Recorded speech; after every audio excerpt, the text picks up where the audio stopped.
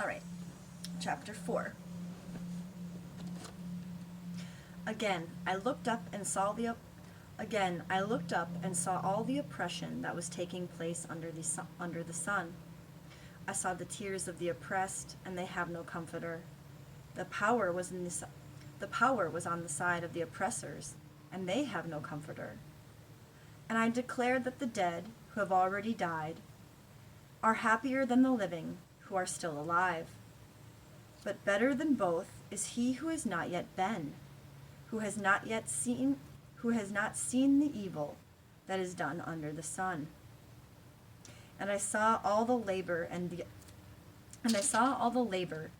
all achievement sprang from man's envy of his neighbor. And this too is meaningless, and a chasing after the wind. The fool folds his hands and ruins himself. Better one handful with tranquility than 2 fistfuls with toil and chasing after the wind. Let me read that again. The fool folds his hands and ruins himself. Better 1 handful with tranquility than 2 handfuls with toil and chasing after the wind. Again, I saw something meaningless under the sun. There was a man all alone. He had neither son nor brother. There was no end to his toil, yet his eyes were not content with his wealth. For whom am I toiling, he asked, and why am I depriving myself enjoyment? This too is meaningless, a miserable business.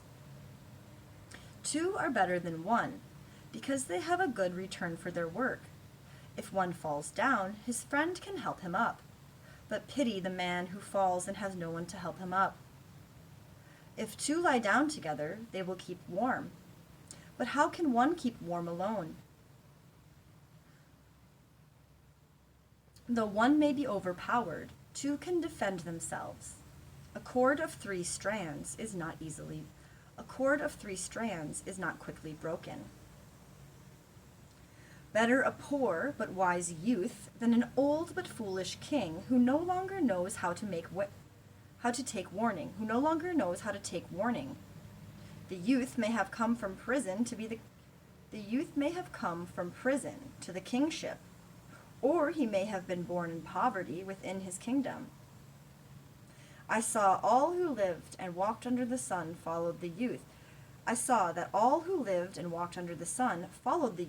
the king's successor. There was no end to all the people who were before them.